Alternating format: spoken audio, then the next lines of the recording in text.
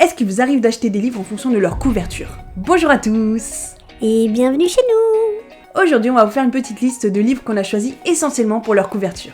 On sait que c'est pas le gage d'une bonne lecture, mais la couverture, en tout cas, c'est la première chose que je vois quand je vais acheter un bouquin. Et si j'aime la couverture, forcément je vais aller voir la 4e de couverture, je vais lire le résumé, et s'il me tente, alors je vais l'acheter. Il y a plus de chances que j'achète un bouquin si j'aime la couverture. Après, ça veut pas forcément dire que le livre sera bien, on s'entend bien. Et bien sûr, le nom de l'auteur, le genre du bouquin, toutes ces choses-là vont entrer en jeu dans mon achat. Je vais pas acheter un livre d'horreur avec une super belle couverture parce que je sais que je vais pas aimer. Il y a des genres que je lis beaucoup plus que d'autres, mais ces derniers temps, je me suis rendu compte que je lisais de plus en plus de genres variés, comme la fantasy ou le fantastique par exemple, que je ne lisais quasiment pas avant. Et je me rends compte que je commence à aimer ce genre. Ce qui est une bonne nouvelle pour nous.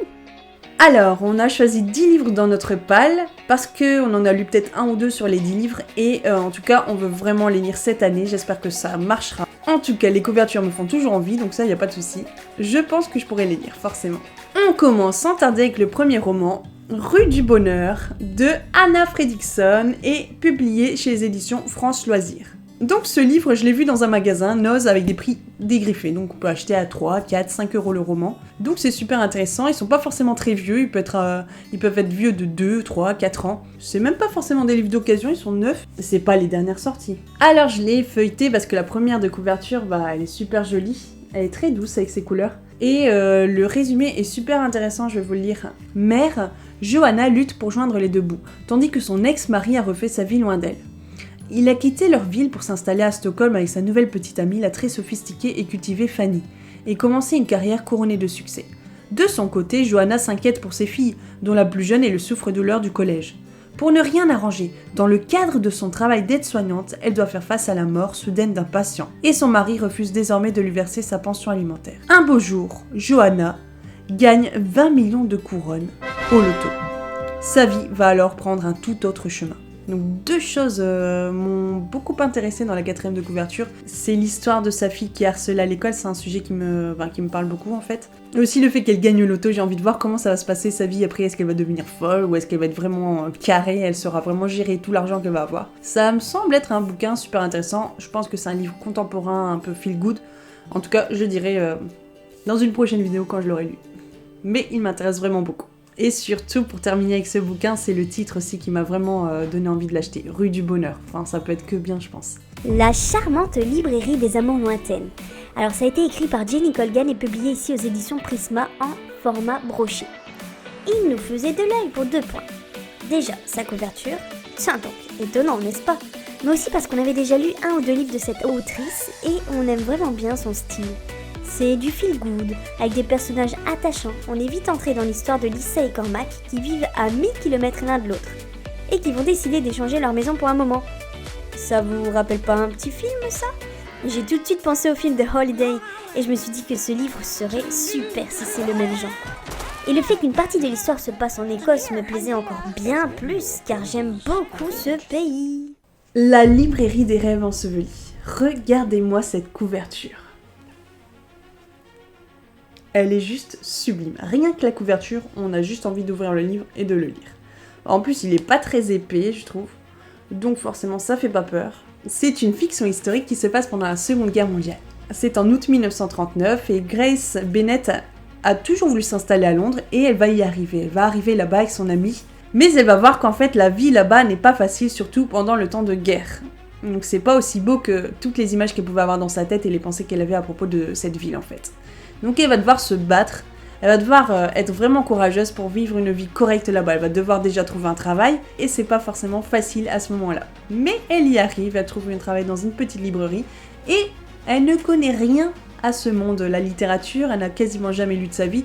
Donc pour conseiller les gens, c'est très compliqué. Mais avec son propriétaire qui est un peu bougon, qui a pas l'air vraiment très aimable au premier abord, elle va nouer une relation au fur et à mesure du temps et puis il va lui apprendre à être plus cultivée, on va dire, et puis elle sera au fur et à mesure guider les gens dans leur recherche de bouquins dans ces moments vraiment difficiles de la guerre. C'est vraiment un bouquin que j'ai aimé, apprécié. J'ai dû le lire très très vite parce que ça m'a pris, ça m'a happé.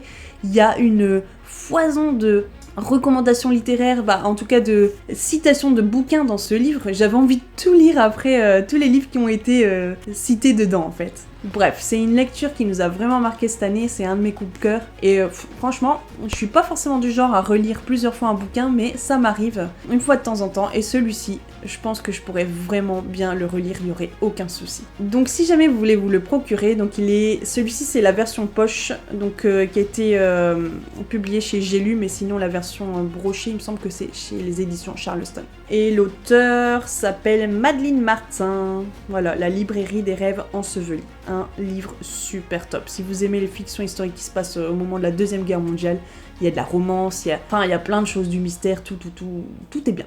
Un papillon sous la neige de Daphné Calotet a été publié chez France Loisirs. Alors, on connaît pas du tout l'auteur, donc c'est clairement sa couverture et ensuite son résumé qui nous l'ont fait acheter. L'histoire se passe à Moscou dans les années 50, mais également à notre époque, donc on est dans une double temporalité ici. On aime assez ça. On va suivre le destin d'une ancienne ballerine, Nina, et d'un certain Grigory qui dit être son fils. Ça risque d'être une histoire très intéressante. Je pense qu'on est dans une fiction historique ici, donc là on peut pas en dire plus car on ne l'a pas encore lu, mais l'intrigue a l'air vraiment intéressante. Une histoire familiale, ouais, je pense que c'est bien. Moi, un magicien, serial killer et amoureux. Donc il a été écrit par Julius Tilde et il est paru aux éditions Le Héron d'Argent. Alors celui-ci, je l'ai reçu lors d'un concours que j'ai gagné en fait. Donc je l'ai pas encore lu, mais la couverture est juste sublime, toute noire, avec cette belle écriture, c'est vraiment beau. Alors quand j'ai lu le résumé, je me suis dit mais est-ce que je vais aimer ce bouquin? Il a l'air un peu spécial, mais pourquoi pas, je me dis. Je vais vous le lire parce que je trouve ça assez intéressant. Durant mon existence, j'ai tué des centaines de personnes. J'ai commis d'innombrables sévices dont vous n'avez point idée. Et j'ai adoré ça. Je suis Adam, l'un des plus grands illusionnistes au monde. L'un des tricheurs les plus éminents aussi. Avec mes véritables pouvoirs magiques, mon spectacle, c'est cadeau. Mon véritable talent est ailleurs. Il est dans les hurlements des femmes infidèles que je châtie nuit après nuit. Clair de lune, vengeance, volupté. Julie. Non, je ne dois pas penser à elle. Pas maintenant, alors que... Bref. Et si je vous faisais un petit tour de magie? Donc vous voyez le 4ème de couverture. C'est... Ouais, c'est assez intriguant. Enfin, je sais pas à quoi m'attendre. En tout cas, le fait que la couverture soit noire, je me dis... Bah, c'est peut-être un thriller polar, en tout cas dans ce genre-là. Donc j'aime. Il aime tuer des gens, tout ça. C'est un peu gore, quoi, donc à voir. Mais il m'intéresse vraiment beaucoup et je pense que je le lirai. Je vous ferai un retour. En tout cas, je pense pas que ce soit un feel good. The Time Traveler's Wife, écrit par Audrey Niffenegger et publié chez Vintage Canada, est un bouquin que j'ai eu il y a déjà très longtemps par une amie et qu'il avait eu par une autre amie, etc., etc. En fait, c'est un peu comme le livre Voyageur, si vous connaissez un peu sur Booksta, sur Instagram, où vous recevez un bouquin, vous le lisez et vous le renvoyez à quelqu'un d'autre, vous faites gagner en concours. Et comme ça, ce livre continue de voyager, va chez quelqu'un, puis chez une autre personne, et encore et encore et encore chez quelqu'un d'autre. Donc il ne reste pas chez vous et ni chez la même personne. Il est clair qu'il faut enfin que je le termine pour qu'il puisse voyager à nouveau, parce que ça fait quelques années que je l'ai. Donc c'est en anglais, hein, c'est en version originale. C'est un gros bouquin aussi. Ça parle de Henri, bibliothécaire, qui rencontre Claire, une artiste séduisante. Il ne peut croire à l'incroyable, ils se connaissent depuis des décennies, même s'il ne s'en souvient pas. Car Henri est atteint d'une maladie qui le propulse dans le temps.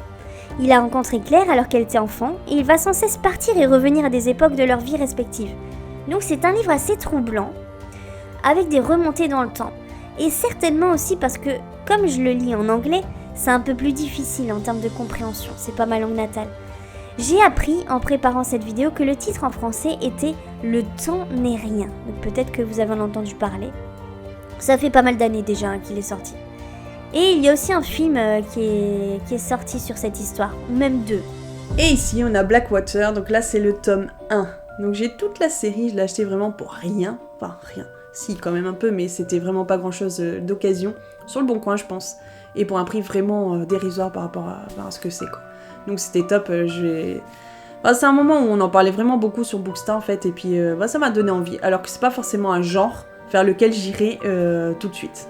Je pense que tout le monde est d'accord avec moi, la couverture est vraiment magnifique. Les détails, c'est super impressionnant, et en fait, si vous les avez lus, ou vous comptez les lire, sur la couverture, il y a plein de détails de ce qui se passe dans l'histoire. Donc au début, on comprend pas forcément, mais dès qu'on a lu le bouquin, on se dit « Ah ouais, il y a cet indice-là, il y a... » Enfin, c'est très intéressant, c'est très bien fait, c'est très minutieux. Et donc c'est un roman qui est un peu Enfin, moi, j'arrive pas forcément trop à le catégoriser. J'aurais mis un peu dans fantastique, parce qu'il y a des choses un peu surnaturelles. C'est pas complètement réel, mais il y a beaucoup de réel aussi.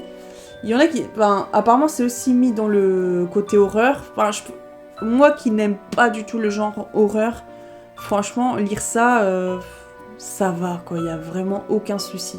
J'ai aimé vraiment la couverture et la 4e de couverture m'a vraiment intriguée. Ça m'a donné vraiment envie de lire et d'acheter. Et en plus, c'est vraiment pas gros. Il y a 245 pages, ça se lit très très vite. C'est très fluide et vraiment, en une journée, il y a moyen de lire sans problème, quoi.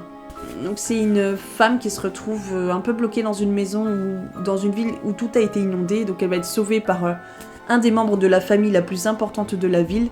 Et cette dame, elle va prendre une importance dans cette famille et dans la ville. Tout le monde ne sera pas forcément content de cette situation-là en fait. Donc Blackwater, ça a été écrit par Michael McDowell, un américain, et c'était dans les années 1980 si je me trompe pas. Il a été publié en France il y a vraiment pas longtemps, il y a peut-être 2 ans je pense, en 2021 ou 2022 si je me trompe pas. Et cette sublime couverture a été faite par les éditions Toussaint Louverture, Monsieur Toussaint Louverture. Les Chroniques de Bridgerton de Julia Quinn aux éditions J'ai lu. Alors ici on a acheté l'édition collector. Ce qu'on a fait nous, c'est que l'édition collector elle nous plaisait vraiment beaucoup. On n'est pas du genre à acheter ce genre d'édition. Mais là on s'est dit allez, on se fait un petit cadeau. Donc chaque mois on s'achetait un tome. Et on n'avait pas le droit de lire l'histoire avant d'avoir tout reçu. Donc là c'est bon, on a tout reçu depuis au moins 2 mois facile. Et on n'a pas encore commencé, mais je pense qu'au mois de février ça va le faire. Alors c'est rare qu'on achète des livres en version collector, je viens de le dire, c'est peut-être la première fois qu'on le fait. Et en ayant lu pas mal de chroniques sur cette saga, on était vraiment grandement tentés et quasi sûrs d'aimer ça. Du coup, on a sauté dans le vide et on a acheté, on a trouvé forcément ces couvertures bien sympas et plus sympas que les autres, l'édition normale en fait. Donc la Chronique de Bridgerton est une saga littéraire de romance historique. Elle se décline en 9 tomes et 2 nouvelles. Elle suit la vie de chaque enfant de la famille Bridgerton pendant la période de la Régence anglaise. Alors nous, on aime beaucoup lire des bouquins qui parlent de l'Angleterre et de ces époques-là, 18, 19, 20e siècle. On aime beaucoup. Lisa Jewell qui a écrit On se reverra. Donc là, on est clairement dans un thriller, même peut-être un thriller psychologique. En tout cas, je ne l'ai pas lu. J'ai déjà lu d'autres livres de cette autrice et j'aime assez.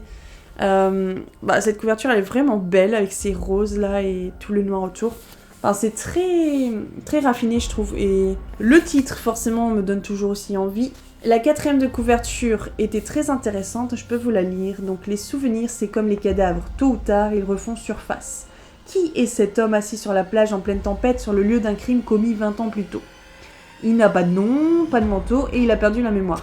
Alice prend l'inconnu sous son aile et décide de l'héberger sans savoir qu'il va bouleverser sa vie à jamais.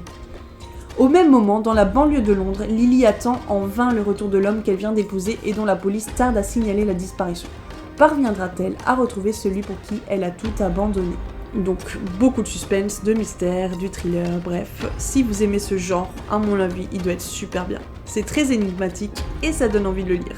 C'est Petit Rien qui nous anime de Claire Norton aux éditions Robert Laffont. C'est un livre que j'ai beaucoup vu passer sur les réseaux. Et celui-ci, on l'a en version brochée. On l'a aussi en version poche parce qu'on avait acheté un lot en fait de bouquins et du coup forcément je l'ai eu 2 fois. La couverture est magnifique avec cet arbre qui se reflète dans l'eau avec une sorte de flou.